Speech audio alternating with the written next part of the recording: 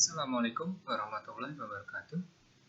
Perkenalkan, saya Wardiono, staf pengajar pada program studi Perpustakaan dan Sains Informasi Fakultas Teknologi Informasi Universitas Yarsi. Video kali ini merupakan bagian dari dokumen pernyataan diri dosen untuk unjuk kerja terkait Tridharma perguruan tinggi saya. Status dosen saya terima secara resmi itu di tahun 2013. Oleh Universitas Yarsi saya diangkat menjadi dosen tetap. Walaupun 2 tahun sebelumnya saya sudah menjadi dosen tidak tetap, staf pengajar tidak tetap untuk prodi yang sama. Kalau bicara tentang menjadi mengajar, maka pengalaman saya pertama kali mengajar itu sudah dimulai tahun 1989. Tepatnya di tahun kedua saya kuliah sarjana ilmu perpustakaan, di mana saya diangkat menjadi asisten dosen pada pelajaran praktikum otomasi perpustakaan yang dilaksanakan di lab komputer Fakultas Sastra Universitas Indonesia saat itu, sekarang Fakultas Ilmu Budaya. Dan setelah lulus di tahun 1993, saya tidak langsung mengajar juga, hanya saja kegiatan mengajar ini ternyata menjadi kegiatan rutin saya sewaktu saya menjadi staf NGO internasional yang bergerak di bidang lingkungan, kehutanan, dan perlindungan alam yang berlokasi di Jakarta. Jadi pada saat itu keterlibatan saya sebagai pengajar itu bisa dilihat dari aktivitas rutin untuk memberikan pelatihan-pelatihan maupun kerjasama dalam pengelolaan perpustakaan, untuk pengelolaan jaringan komputer lokal, LAN, juga pembuatan dan pelatihan pengelolaan pangkalan data, basis data, baik itu basis data lingkungan, kegiatan rutin mereka, penelitian, maupun basis data kehutanan. Ini dilakukan hampir di semua mitra dari NGO yang tempat saya bekerja waktu itu. Lalu kemudian bahkan di akhir kegiatan saya sebagai staf NGO itu juga saya mengajarkan dan memberikan pelatihan, mendampingi pelatihan juga untuk pengolahan data berbasis sistem informasi geografis. Dikaitkan dengan status pengajar di Universitas Yarsi, maka saya memiliki tanggung jawab atau diberikan tanggung jawab untuk mengelola mata kuliah yang basisnya TIK, Teknologi, Informasi, dan Komunikasi. Beberapa mata kuliah itu antara lain manajemen basis data, lalu kemudian ada otomasi perpustakaan, mata kuliah sistem jaringan informasi, manajemen perpustakaan digital, sistem informasi manajemen, juga aplikasi teknologi informasi. Semua mata kuliah ini diampu oleh saya sendiri di semester ganjil dan genap untuk setiap tahunnya.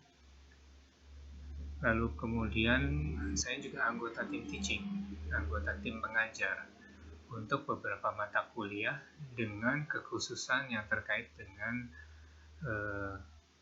bidang TIK.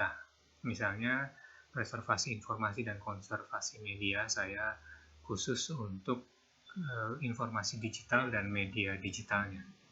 Lalu kemudian juga saya bagian dari tim teaching untuk mata kuliah manajemen rekor dan data elektronik. Karena saya banyak memanage mata kuliah berbasis TIK, maka saya juga diangkat sekaligus sebagai koordinator untuk semua mata kuliah yang kira-kira ataupun terkait dengan TIK.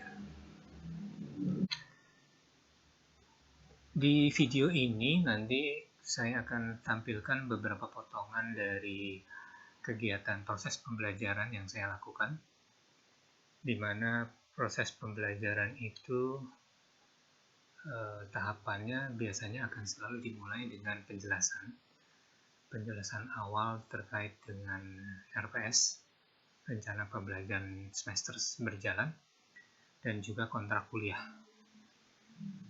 Di RPS dan di kontrak kuliah ini intinya adalah materi-materi yang akan diajarkan dan juga akan diterima artinya oleh mahasiswa, meliputi 16 pertemuan yang termasuk di dalamnya ujian akhir semester dan ujian tengah semester.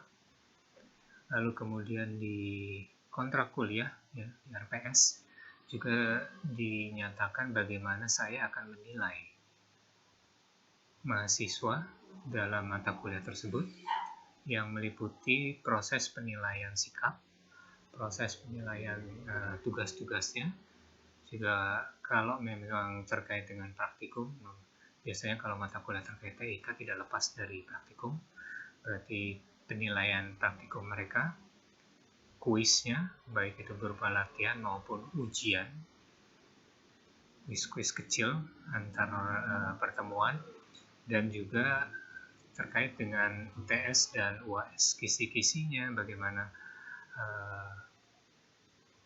soal-soalnya.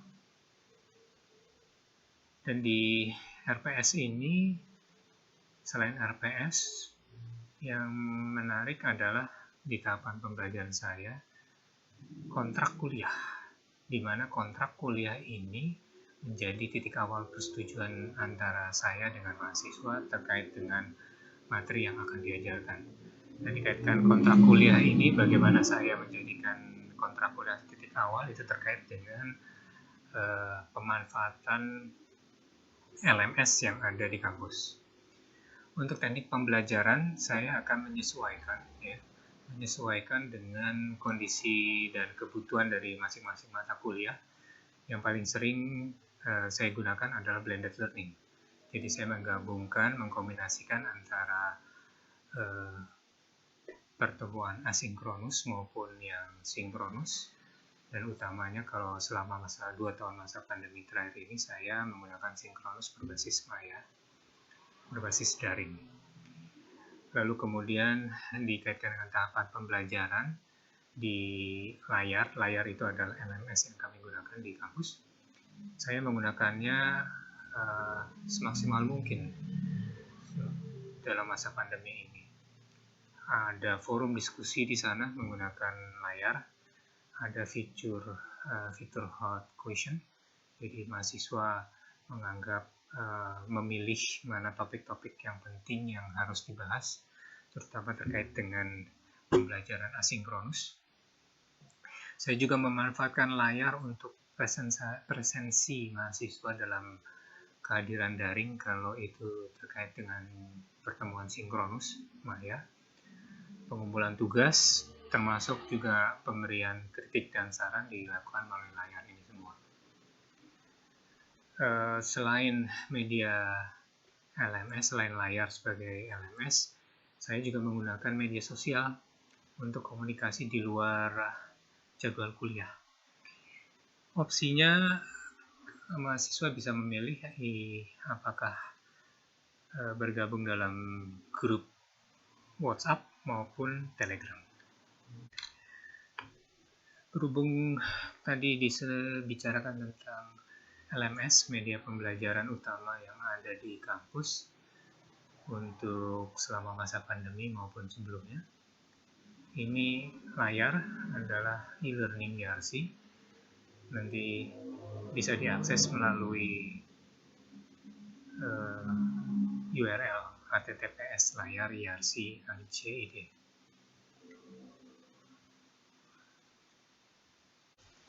media LMS Mayar ini sendiri, kalau kita lihat, mulai digunakan itu untuk periode tahun akademik 2019-2020. Tapi bukan berarti YRC baru menggunakan LMS di tahun akademik ini. Di versi sebelumnya dari layar, ini ada di kuliah YRC ACID, maka FTI, Fakultas Teknologi Informasi, sudah mulai menggunakan LMS berbasis open source Moodle ini dari tahun 2010.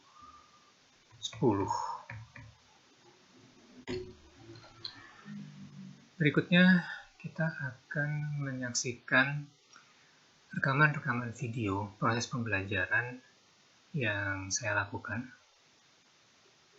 untuk memberikan gambaran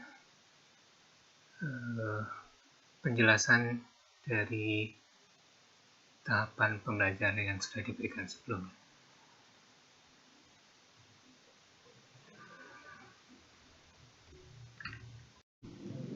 Sekarang kita saksikan potongan video pertemuan minggu pertama mata kuliah Manajemen Basis Data yang membahas tentang RPS dan kontrak kuliah, di mana di dalam RPS dicantumkan informasi materi yang dibahas selama perkuliahan, juga metode evaluasi yang digunakan untuk penilaian. Manajemen basis data, saya perbesar. Sudah ada di layar, silakan kalian unduh. Lalu kemudian kalian harus membacanya. Dan ini akan jadi janji saya kepada kalian, juga janji kalian kepada saya. Sama-sama di sini. Karena ini yang akan kalian bisa harapkan dari mata kuliah ini. Kalian memahami database, sekaligus pengalaman bagi mahasiswa dalam membangun dan mengelola database. Topik-topiknya yang akan diajari adalah apa itu database, perintah-perintah dasar SQL dan lanjutannya. Kalian akan belajar Microsoft Access, juga sedikit tentang MySQL. Kita bisa lihat nanti ke depan kira-kira mana yang akan lebih dominan. Kita akan belajar ERD, Entity Relationship Diagram, ERD. Bagaimana kita membuat normalisasi dari sebuah data mentah, data tradisional ya. Dan intinya nantinya diharapkan kalau kalian sudah menguasai materi ini, ke depannya tentu bukan hanya dengan ikut mata kuliah manajemen basis data informasi lalu kalian bisa jadi pustakawan sistem, bisa jadi konsultan, tidak. Tapi paling tidak ini akan membantu kalian menjadi konsultan basis data, data scientist mungkin ke depan, ya, ataupun pustakawan pengelola data. Karena ini semua ngomongin basis data. Jadi kalau kalian berpikir masuk prodi perpustakaan dan sains informasi adalah hanya untuk jadi pustakawan, salah. Kalian bisa jadi ahli juga.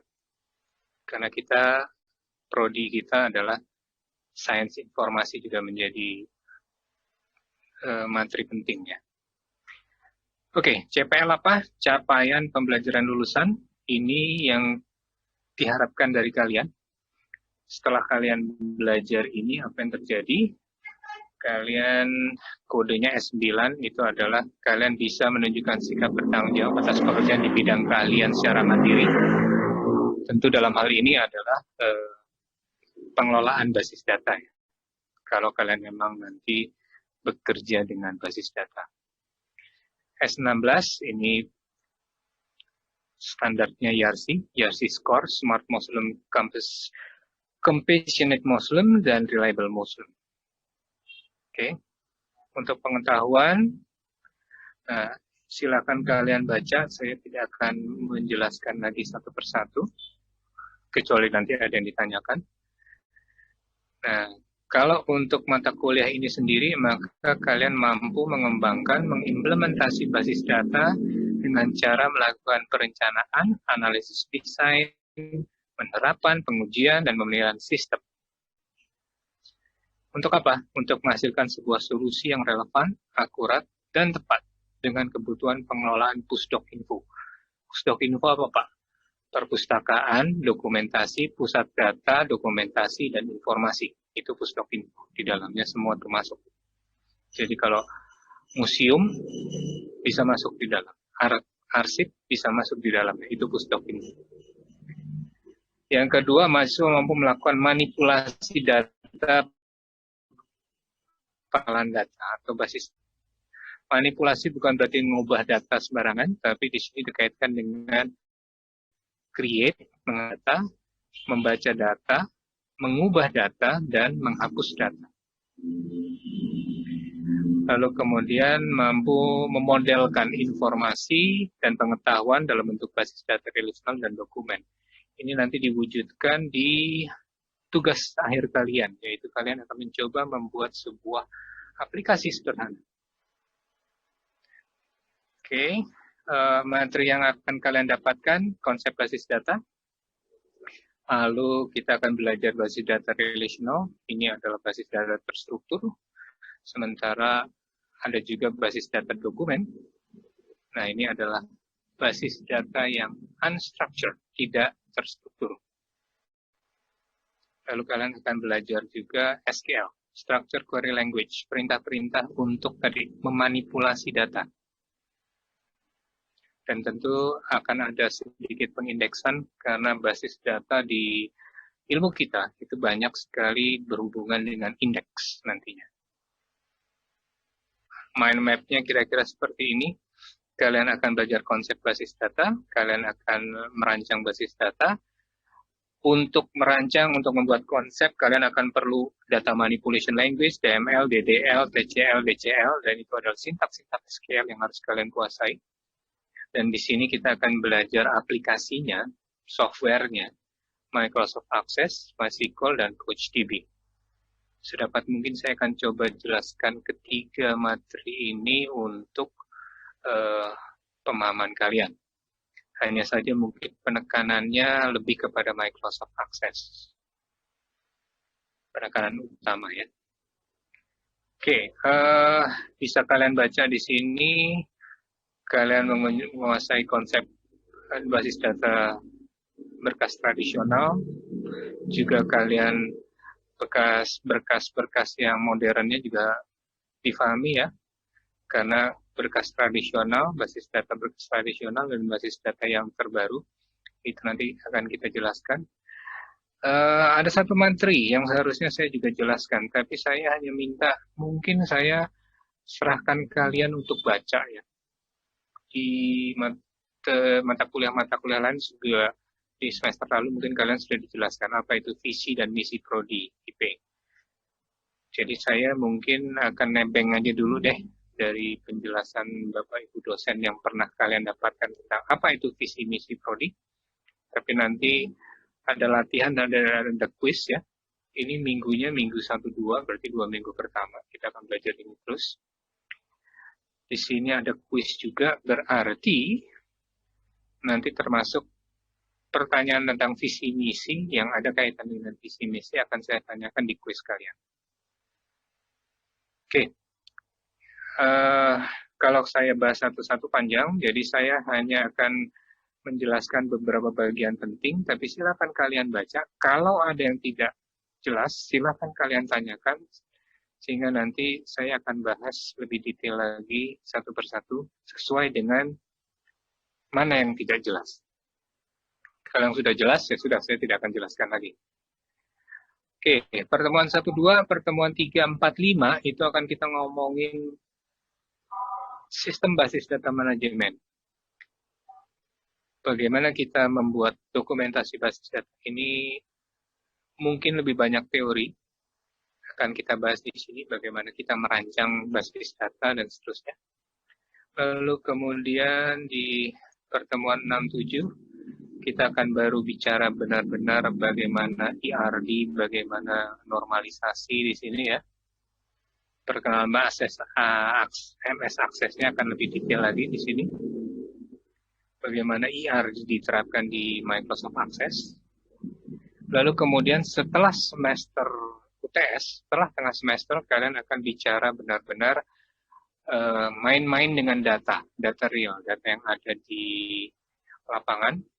Kalau kita bisa lebih cepat memahami konsep-konsep teori tadi di atas, maka bisa jadi materi ini juga akan lebih baik.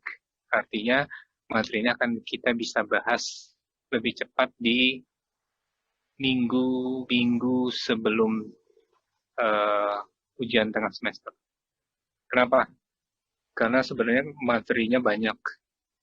Jadi saya berharap kalian belajar mandiri juga, mungkin diskusi dengan teman-teman, ngobrol dengan teman-teman kalian sesama yang ngambil mata kuliah ini. Nanti kalau ada yang tidak jelas, gunakan media komunikasi di Telegram, bisa ngobrol dengan Salsa Bila, itu dipanggilnya Bila atau Salsa ya? Biar teman-teman tahu nih, mungkin nanti kenalan ya. Salsa boleh, Pak. Salsa ya. Jadi nanti Iya. kalian bisa ngobrol dengan Salsa untuk nanyain beberapa hal. Kalau memang tidak bisa dibantu Salsa, saya akan bantu lebih jauh. Oke, 9, 10, 11. Nah, tadi yang tentang Coach TB, kita terpaksa hanya bisa bicara tentang pertemuan ya. Satu kali pertemuan, begitu juga mungkin MySQL dan Microsoft Access. Tidak banyak, tapi saya berharap kalian paling tidak bisa membandingkan kapan kita bisa pakai Microsoft Access, kapan kita harus pakai MySQL misalnya. Oke. Terkait dengan itu, maka ini adalah evaluasi pembelajaran yang akan kalian harus perhatikan. Jadi terkait dengan pengetahuan itu adalah 40%. Kita akan lebih menekankan pada keterampilan kalian. Karena nanti ini saya akan coba perbanyak demo-demo lalu tutorial tentang prakteknya. Pengalaman semester sebelumnya, praktek mahasiswa, apalagi dengan kondisi belajar daring ini, praktek-praktek itu sangat sulit dilakukan. Saya masih belum punya solusi yang terbaik, tapi saya akan coba untuk menyiapkan materi-materi yang bisa kalian pelajari sendiri. Lalu kalau ini dijabarkan dalam penilaian kegiatan kita, maka kalian akan dinilai UTS. Nilai UTS kalian itu adalah 20% dari pembelajaran, total pembelajaran. UAS teori juga 20%. Ada tugas dan praktik, termasuk praktikum nanti, tugas di praktikum dan tugas akhir, itu 25%. Lalu ada latihan dan kuis 20%, dan ada penilaian sikap 15%. Ini penjabaran penilaian kita. Lalu ada beberapa tugas yang kemarin sudah saya coba susun. Ini juga bagian dari materi sebelumnya di semester 4 ya. Sekarang kita pindah ke semester 2. Jadi tugas 1, kalian paling tidak harus bisa membuat diagram, dokumen, proses bisnis kegiatan. Kenapa? Karena bikin database, kalian nggak paham apa bisnis kalian, apa prosesnya, apa tahapannya, maka tidak mungkin kalian bisa menyusun sebuah pangkalan data, sebuah basis data yang handal untuk mendukung kegiatan bisnis kalian. Saya bicara bisnis bukan berarti bisnis ini artinya jualan. Bisnis ini adalah kegiatan dari organisasi. Organisasi Universitas Yarsi, bisnisnya apa? Apakah Yarsi jualan? Tidak. Bisnis dari universitas, sebuah lembaga pendidikan adalah menyampaikan materi, ya kan? Menilai penguasaan atas materi, dan memberikan sertifikasi atau penilaian kelulusan. Itu pendidikan. Tentu di dalamnya banyak. Ada akademik, ada keuangan, ya kan, kalau swasta. Kalau negeri pun tetap ada. Kalau yang gratisan ya berarti mungkin akademiknya lebih banyak, materinya. Nah, itu adalah bisnis. Jadi bisnis tidak melulu bicara soal uang, bicara keuntungan.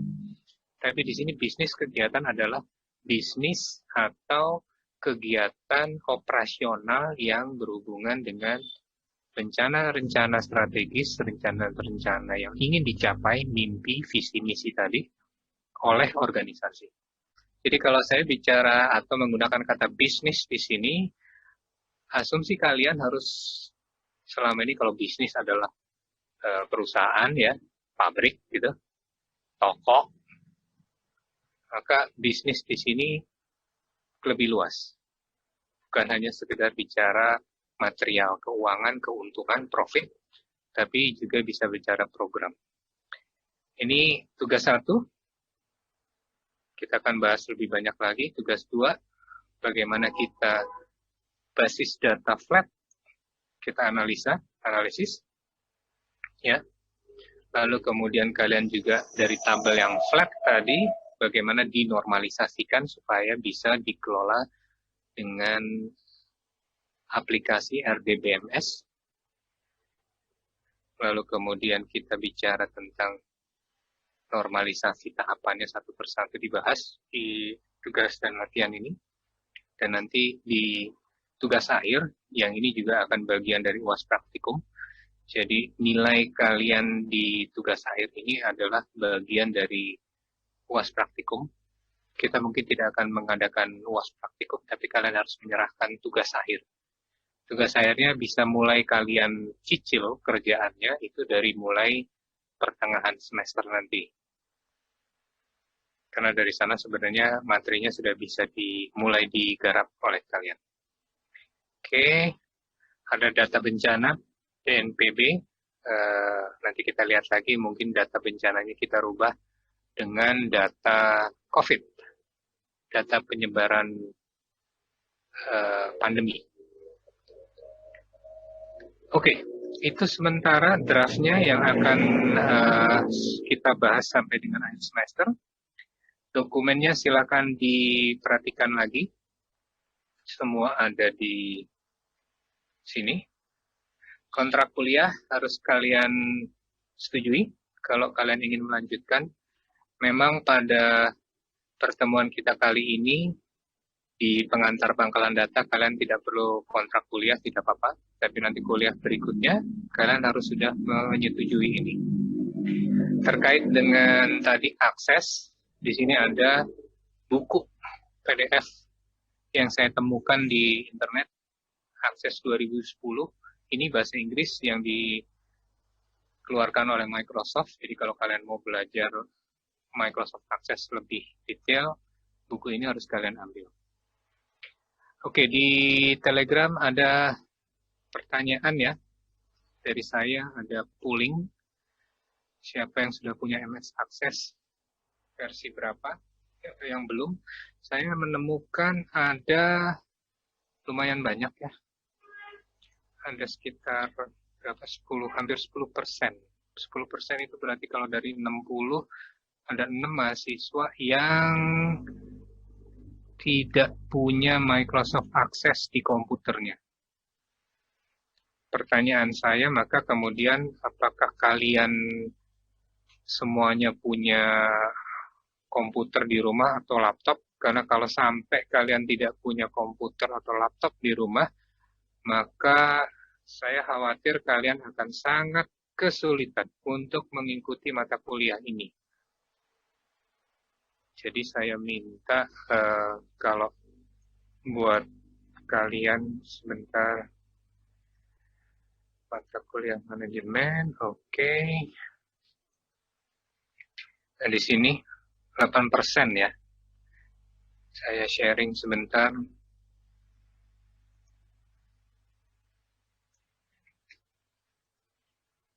Ini ada 8% yang tidak ada Microsoft Access di komputer. Usahakan kalian bisa menginstalnya. Saya tutup mata mau bajakan ataupun mau yang tidak, yang asli, yang original. Tapi saya minta teman-teman yang ini 49, 50. Teman-teman yang masih belum punya Microsoft Access di komputernya, saya harapkan mulai memikirkan gimana caranya, karena nanti di akhir praktikum, untuk puas praktikum, kalian akan membuat aplikasi basisnya Microsoft Access. Oke. Untuk yang 2003, saya masih bisa terima, karena yang 2003 sebenarnya konsepnya tetap sama, hanya saja perintahnya yang beda. Nah, ini mungkin kalian harus belajar lebih keras lagi, karena materi-materinya rata-rata untuk Microsoft Access 2007 ke atas. Kenapa? Kalau kalian masih pakai yang 2003, kalau kalian sharing ya, berbagi aplikasi ini di mesin-mesin terbaru, di sistem operasi terbaru, Windows 8 misalnya, atau Windows 10 yang sekarang rata-rata ya, maka Microsoft 2003 ini rata-rata sudah tidak bisa jalan. Aplikasi yang kalian bangun di Microsoft 2003 itu kalaupun bisa jalan, maka akan sangat terbatas fungsinya. Banyak fungsi yang mungkin tidak akan jalan di Microsoft yang terbaru. Itu yang jadi masalah. Oke. Jadi nanti silakan kita diskusi lagi buat teman-teman yang 12 dan 8% ini, 20% ya. Lumayan nih, 20%. 1/5 dari kalian. Kita akan coba bahas. Kalaupun tidak, berarti mungkin saya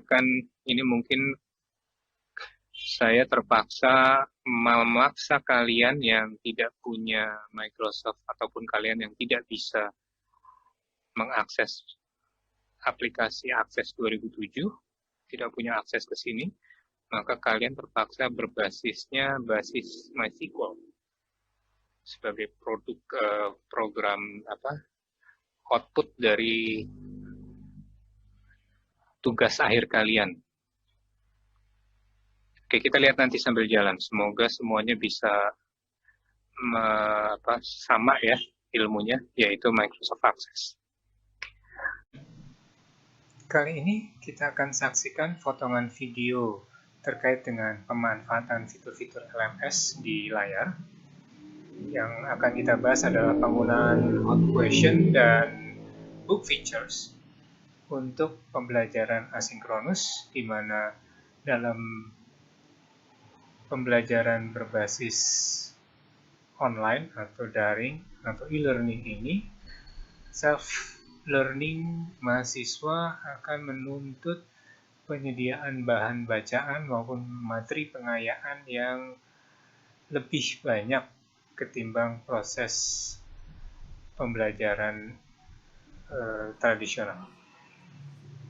Akan share refleksi yang saya anggap perlu mendapat tanggapan. Oke, sudah terlihat di layar? Sudah, Pak.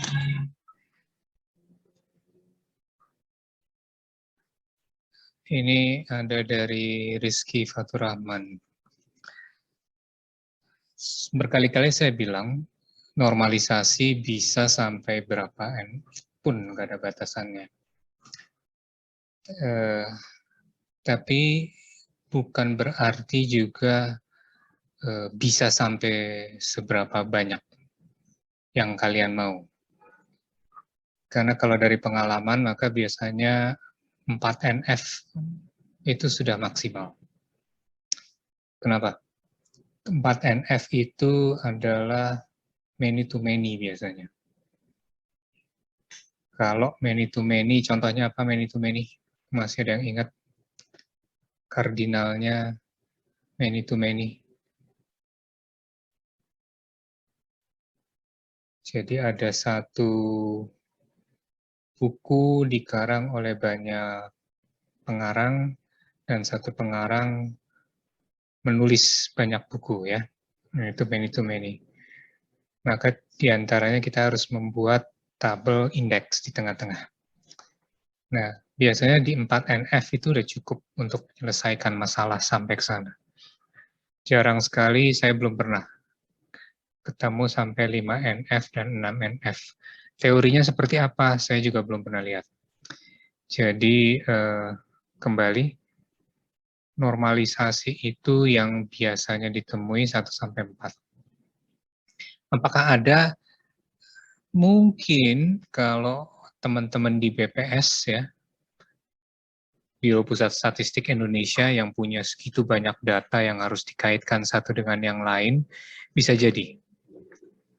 Tapi kalau hanya sekedar sebuah survei-survei biasa, maka sebenarnya meskipun levelnya nasional, kita cukup bisa di 3NF. 4NF mungkin. Gitu. Jadi perlu perhatian terutama buat ini Rizky Fatur Rahman ya.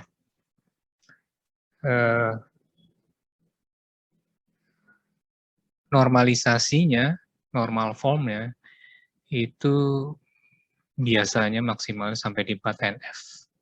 Itu refleksi yang pertama. Yang kedua, terkaitkan dengan anomali. Devi Aulia Putri. Tujuan dari normalisasi gunanya mencegah anomali. Oke. Yang dimaksud anomali apa? Anomali kalau lihat di KBBI, ini saya kutipkan juga KBBI-nya, itu adalah sesuatu yang tidak pernah muncul sebelumnya. Penyimpangan, ya kan? Atau kelainan. Contoh kelainannya, kalau kalian, siapa yang dari fisika? Studi SMA siapa yang dari fisika? Enggak ada, dari sosial semua, dari bahasa. Saya, Pak. Ayo, coba, apa anomali air kalau fisika? Harusnya diajarin itu. Ada di ilmu fisika itu ada namanya anomali air. Lupa. Coba cari di Google Drive, di Google. Di situ ada anomali air. Bahwa menurut hukum fisika, semua benda yang dipanaskan, itu akan memuai ukurannya, volumenya, ya kan? Tapi air itu mempunyai anomali. Anomalinya apa? Pada suhu 4 derajat atau sekitar 4 derajat kalau nggak salah. Jadi kalau air beku, gitu ya, air beku berbentuk es padat, ya kan? Begitu dia dipanaskan, harusnya volumenya bertambah. Itu kalau ilmu fisika bilang seperti itu. Tapi pada kenyataannya, dari 0 derajat sampai ke 4 derajat, air volumenya justru malah menyusut. Ketika dia naik suhunya dari 0 derajat ke 4 derajat. Nah, setelah 4 derajat ke atas, sebelum dia menguap, maka volumenya baru mulai bertambah. Nah, disitulah namanya anomali air. Jadi, ada satu saat di mana tadi nih, terjadi penyimpangan dari hukum yang berlaku, dari ketentuan yang berlaku. Dari logika yang harusnya berjalan. Oke? Nah, sekarang anomali dalam database apa? Berarti ada penyimpangan, ada keanehan dari data kita, gara-gara kita tidak melakukan normalisasi. Contoh, di normalisasi itu kan kita mikirin juga ya, relasinya apa, kardinalitasnya apa, lalu kemudian kalau one to many, reference integritasnya seperti apa. Itu kan bagian dari normalisasi harusnya bisa kelihatan. Begitu one to many, ini integritasnya seperti apa. Nah, waktu kita contoh di TBM kemarin ya kan, bahwa A itu meminjam buku berjudul XYZ, oke? Dan transaksinya tercatat 5 tahun yang lalu. Misalnya aplikasi taman bacaan kita itu dipakai sudah lama, udah 5 tahun lebih. Nah, ternyata di tahun 5 tahun yang lalu sekarang 2001 ya kan, berarti kurang lebih 2016. Nah, ternyata di tahun 2018 si A itu sudah tidak lagi menjadi anggota. Daripada kita nyimpen sampah, kalian mengambil kebijakan bahwa data anggota A dihapus saja.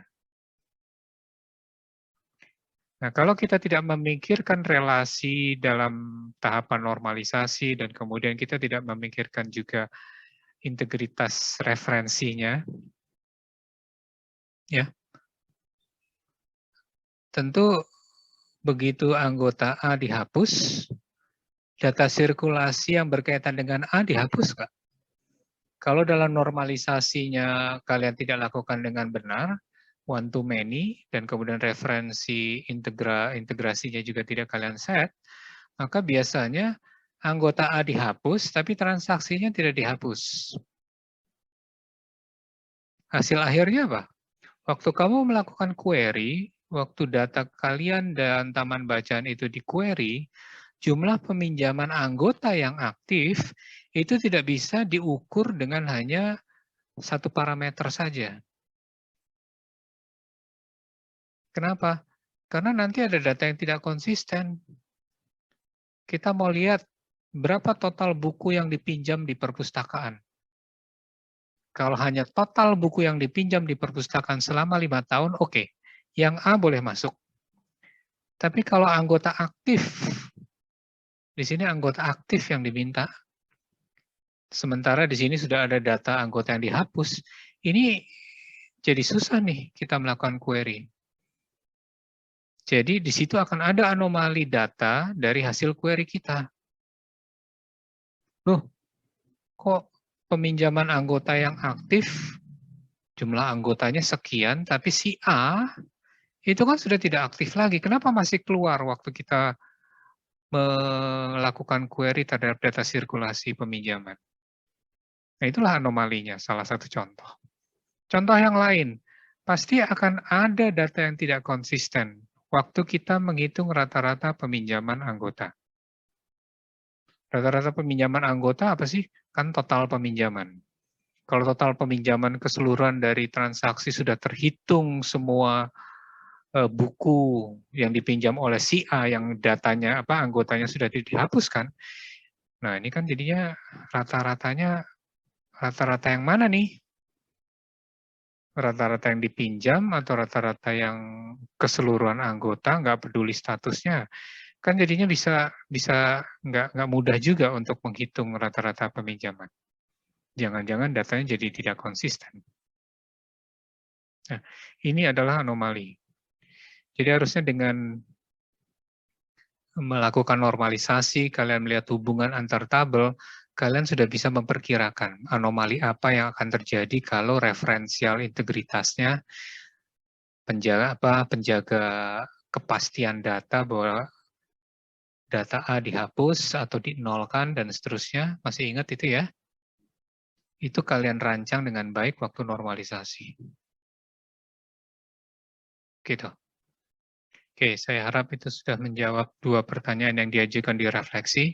Sampai dengan jam berapa tadi? Jam 9, jam 10-an. Saya lihat hanya ada 2 pertanyaan, jadi saya juga akan menjawab refleksi kalian, mengomentari atas refleksi kalian di 2 pertanyaan ini saja. Oke? Devi, sudah jelas? Rizky Fatur Rahman juga sudah jelas? Udah Pak, makasih Pak. Iya Pak, makasih Pak. Oke, saya akan menjelaskan beberapa hal terkait praktikum. Yang pertama, kita kembali ke layar, saya share screen lagi. Kalau kamu perhatikan di bagian pendahuluan, itu sudah saya lengkapi juga. Khususnya di bagian kemarin, instalasi aplikasi pendukung praktik. Ini sudah saya tambahkan. Sekarang sudah ada ini. Turn editing off, biar kelihatan nih. Oke, nah ini judul-judulnya. Kemarin kan cuma ada PHP MyAdmin sama Adminer ya kan. Sekarang saya sudah tambahkan akses. Di sini sudah ada filenya. Silakan kalian pelajari bagaimana lengkapnya. Ada YouTube ini, atau juga ada tutorial berbentuk file, berbentuk web ya, silakan kalian baca. Nah, yang sudah saya lengkapi di sini adalah, ini nanti saya akan minta salah satu dari kalian ya, melakukan hal ini. Ini bagaimana kita membuat form dengan basis data taman bacaan, lalu kemudian menambahkan button ya, kemarin juga sudah ditambahkan, dan tapi juga saya akan menjelaskan beberapa fungsi lain, alternatif lain. Silakan dipelajari ini yang untuk MS Access-nya. Lalu kemudian saya juga sudah menambahkan untuk pengelolaan basis data menggunakan MySQL. Hanya saja karena waktu kita nggak cukup, kita nggak akan sempat mempelajari ini, jadi silakan dipelajari mandiri ya. Karena ini sebenarnya kalau kalian sudah menginstal Laragon, maka ini sudah bisa langsung dipraktekkan, satu. Lalu kemudian ini ada presentasinya, bisa kalian lihat bagaimana mengelola data produksi BIS dengan MySQL. Lalu di sini video-videonya, tahapannya, untuk menjelaskan bagaimana kita mengelola basis data dengan MySQL. Yang perlu diperhatikan adalah pengelolaan basis data MySQL ini, sebentar saya coba tampilkan PowerPoint-nya.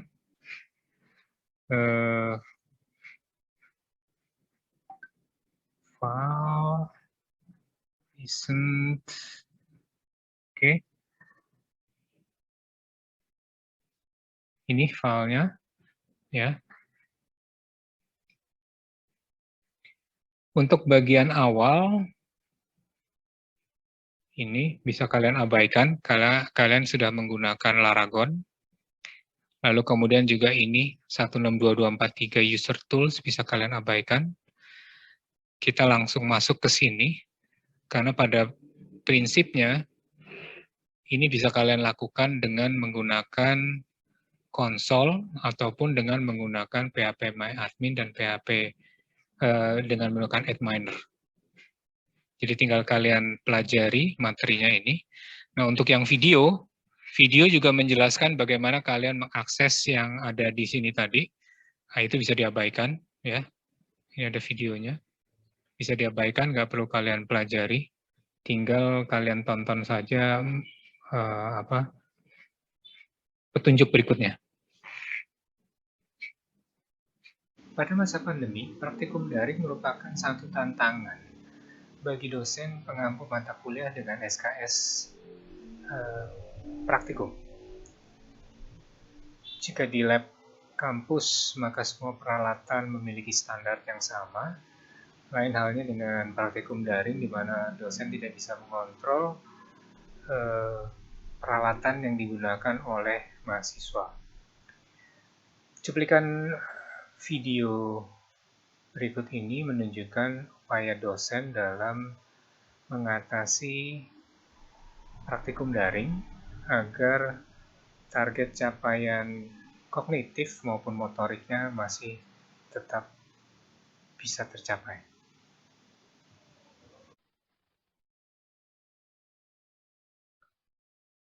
Oke. Sudah terlihat, Pak? Ya.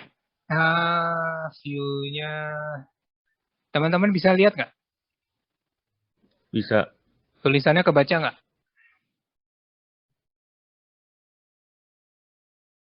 Soalnya kecil banget ya kayaknya. Ya, Ada Pak, yang terlalu kecil. terlalu kecil ya? Oke, Mel di minimize dulu Mel. File aksesmu. Scale-nya. Bukan, scale. Naikin jadi 125 deh. Nah, sip. Langsung ke aksesnya. Ya, lebih mendingan ya. Oke, di kategori kamu buka create. tombol create. Formnya, ini form wizard, diklik dulu. Aktif ya. Oke. Lalu kemudian pilih kategori dan subkategori. Kategori, subkategori. Oke, next. Kamu pakai apa? Kolumnar, tabular.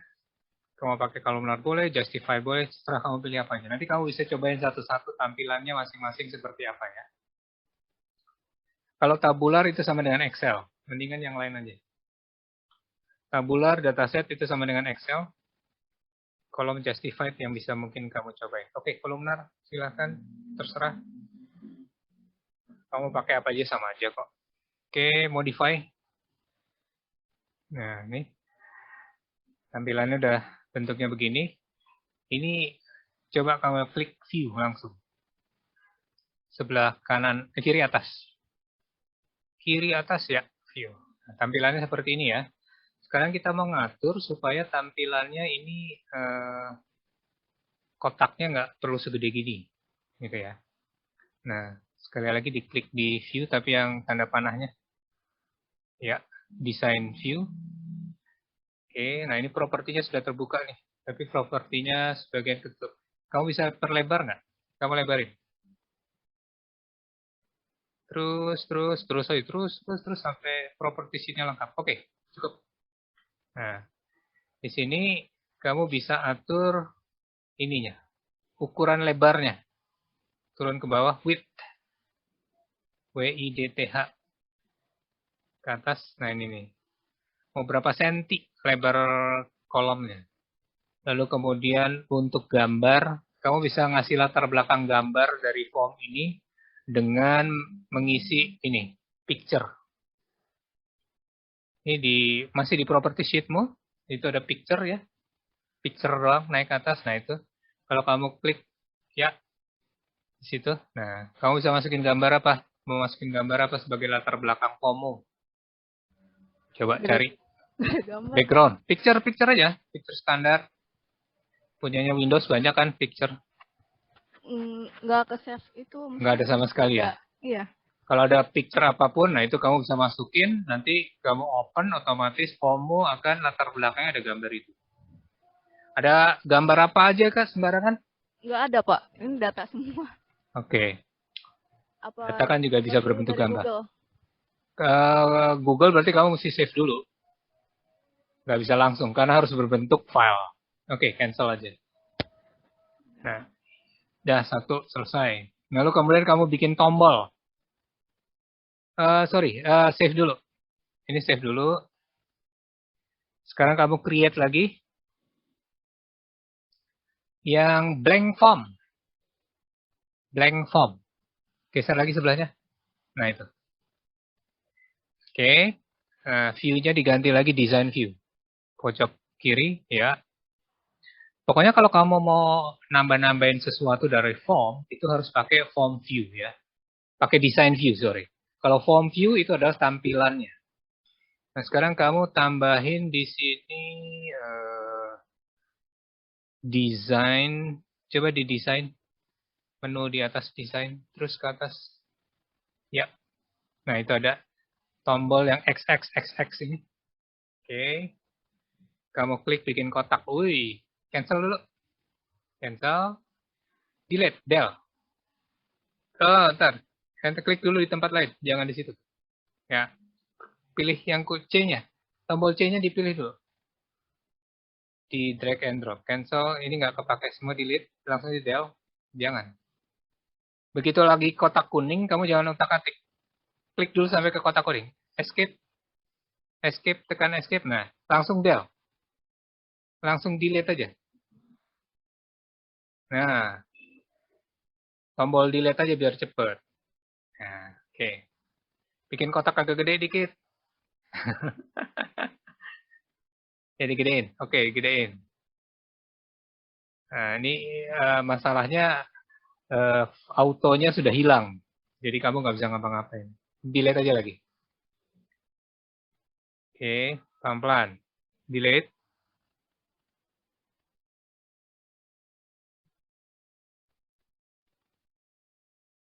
Oke, klik dulu formnya, buttonnya ya. Ya, sip, dah cukup. Nah, sekarang, jangan ditutup dulu. Dilihat aja, nggak apa-apa. Dilihat. Nah, pelan-pelan, sabar dulu, sabar. Bikin, oke, jangan diapa-apain dulu. Nah, kamu pilih di sini form operation. Oke, open form sebelah kanannya. Sebelum next, ini artinya apa? Artinya kamu lagi sedang membuat button, tombol ya. Kalau tombol itu diklik, nanti kita akan membuka form. Form apa? Oke, next. Nah, ini karena kamu baru punya satu form, ya berarti kategori aja. Next. Lalu apa yang akan terjadi dengan form yang dibuka tadi? Nah, saya akan menampilkan, itu kalau pilihan yang hitam itu, open the form and show all record. Berarti kamu akan membuka formnya, lalu formnya akan diisi oleh record-record yang sudah ada. Oke, kalau kamu pilih yang atas, nanti parameternya akan nambah. Karena artinya kamu akan membuka form tersebut dan otomatis datanya sudah diisi dengan data yang kamu butuhkan. Oke, kita pakai yang bawah aja, open form. Next. Nah, ini buttonnya kasih nama dulu. BTN button atau TMB atau tombol terserah. Ketik aja. TBL atau TM. Nah, kategori. Kategori. Jangan pakai spasi. Kategori. Oke, finish. Nah, ini kan jelek ya. Tulisannya masih nggak kelihatan. Image-nya dibuang. Picture itu. Ya, delete aja. Del.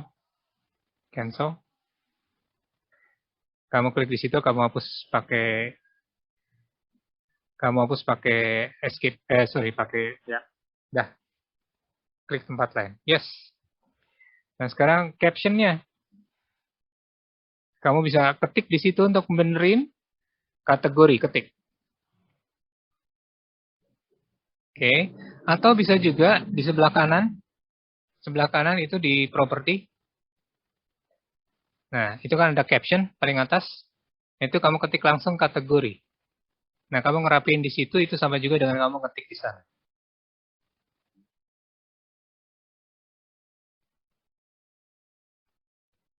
Oke.